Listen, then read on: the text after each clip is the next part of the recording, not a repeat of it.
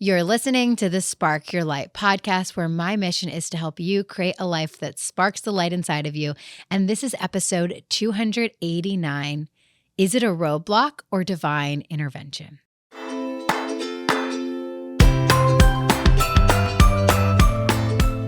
This episode is for you if sometimes when you face challenges in your life, your brain tries to go to all of the reasons why this thing is so terrible, why this thing maybe is going to cause all these other problems, why it's all because of you, all the negative stories.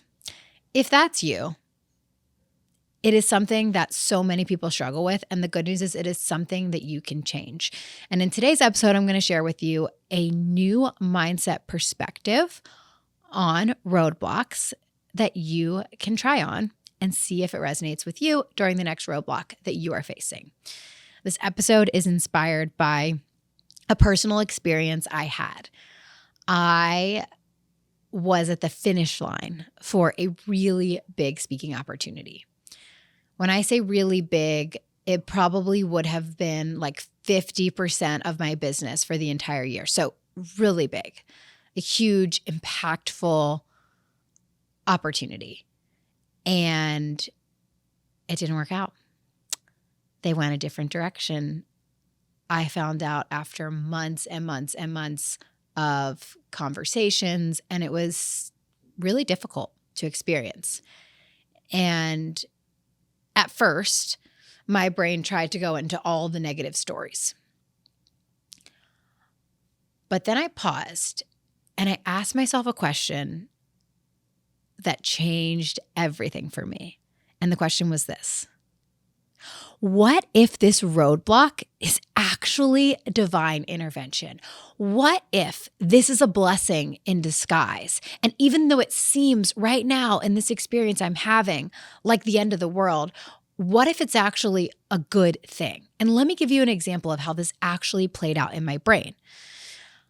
For this big opportunity that didn't work out, I thought about possible scenarios of how it could be divine intervention.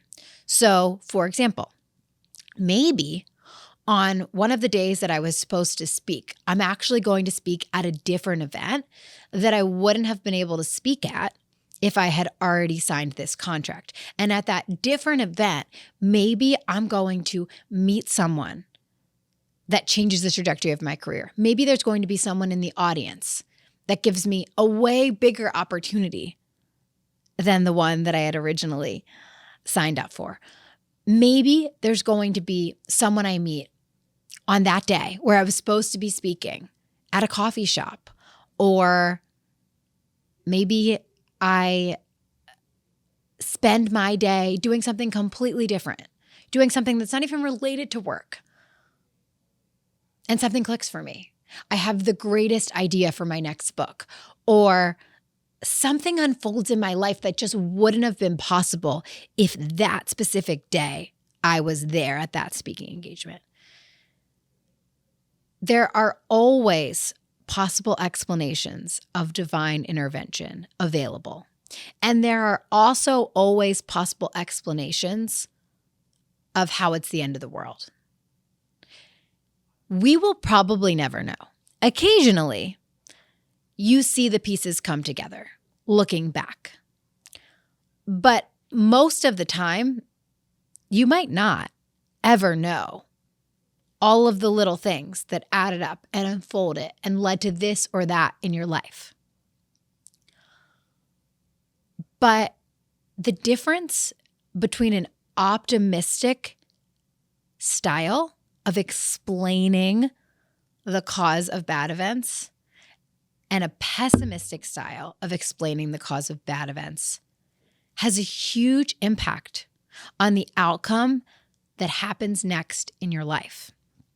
And this is detailed in one of my favorite books, Learned Optimism by Dr. Martin Seligman.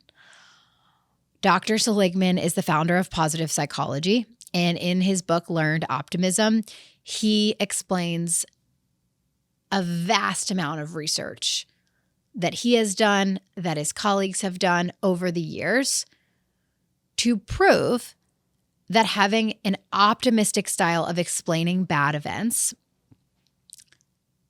does indeed impact future outcomes.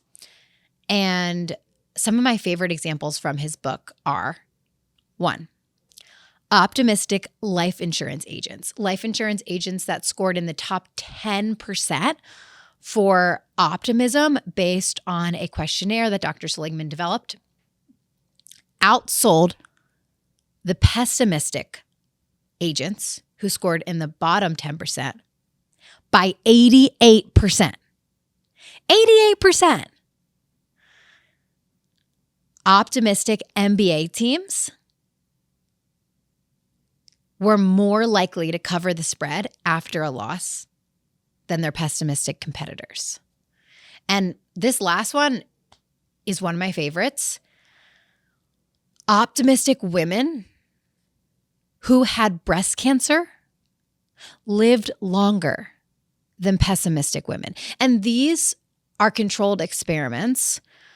So they controlled for many variables, such as how severe the cancer was. Same thing with the MBA teams, how good the team was. That's why they use the point spread, because it's a predicted spread based on a team's potential, based on the players on the team and how likely they are to win the game, right? So this evidence is well documented. There's no arguing it. Optimism and the way that we explain events that have happened to us can change our life for the better in all areas, in our health, in our work, with our passions. Now, you don't have to see every experience of adversity as a blessing in disguise. That's not what optimism actually is. That is an example I presented in this episode because that's a new thought perspective that I tried that really helped me make peace with what happened. It helped me to build resilience, knowing that maybe something better was coming, that maybe the future would be better than the past. It helped me have hope. But optimism itself is not actually rooted in your expectation for the future. It's rooted in how you explain things that have happened, both good and bad. So when bad things happen, optimists have a specific style of explaining these events. They believe 3 things. And this all comes from Dr. Seligman's book, Learned Optimism. So if you want to learn more about how you explain events, if you want to test your own optimism, I highly recommend this book. The first thing that they do when they explain bad events is they believe that they are temporary. So they explain them with having temporary causes. So in the example of the speech that I didn't get, I do not believe that this is an enduring, permanent cause, that I will never get a speech again, but that it was just this one situation with this one person who decided to go in a different direction for a specific reason. The second thing that optimists do is they explain events externally. So instead of internalizing everything that happens and feeling like it's my fault, something's wrong with me, they believe that it was external factors. So instead of me believing I'm not a good enough speaker, I don't have enough experience, an optimistic way of explaining this negative situation would be the event planner wanted to go in a different direction. The event planner was told she needed to hire someone with XYZ background. It has nothing to do with me.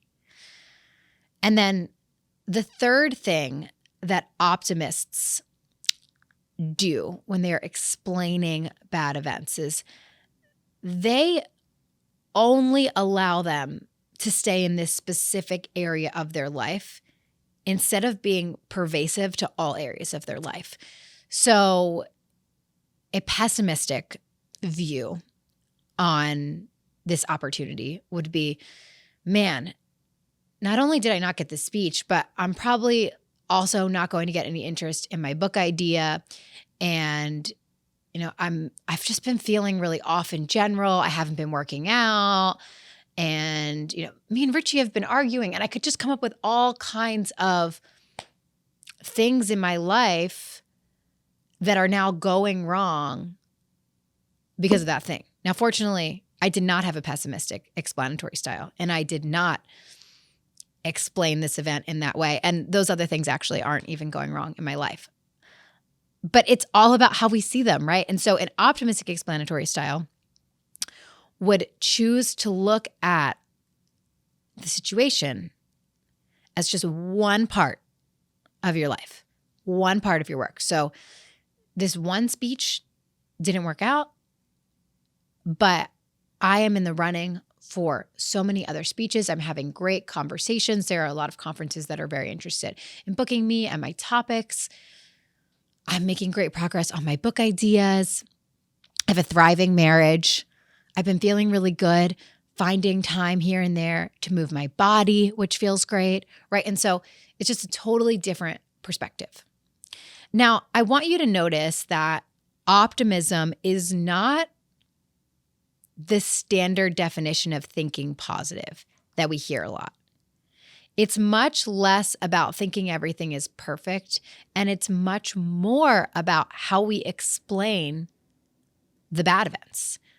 The other part of optimism is actually how we explain the good events. So everything we just talked about with explaining a bad event and an optimistic perspective, it's the opposite for a good event. So optimists see good events as having permanent causes. So when something goes well, it wasn't just a fluke. They didn't get lucky, but they worked hard. They're smart. They put in the action steps to open up these doors. Those things are permanent, right? Instead of seeing the success as something external, someone else gave me a chance. An optimist sees that as internal. I am a great speaker. I am a great selection for this conference. And then finally, the optimist has pervasive thinking, meaning that they allow this single event to spread to all areas of their life. Not only am I crushing it with my speeches, but also all these other things in my life are going great. So optimism is probably different than you originally thought it was. I know it was for me. And when I took Dr. Seligman's attribution style questionnaire, which is his optimism test, I scored different than I thought I would. I didn't score the highest, like highly optimistic in any category. I scored moderately optimistic in most of them.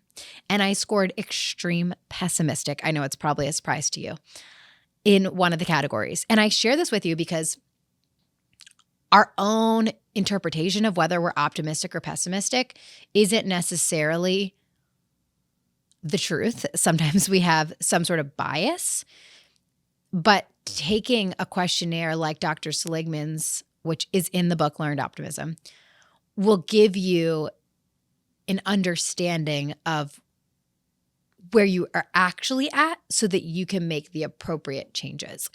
And the category that I personally scored extreme pessimism in was related to my successes and how I describe them.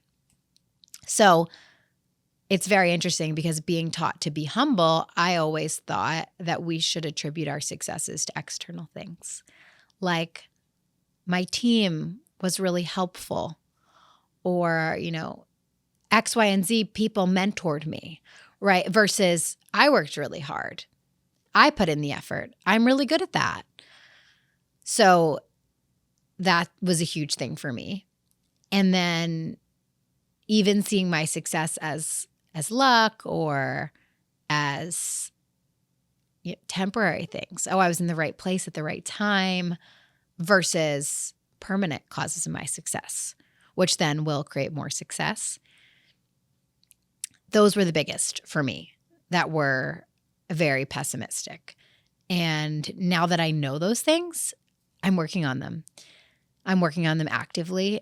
And I hear myself thinking the pessimistic thoughts.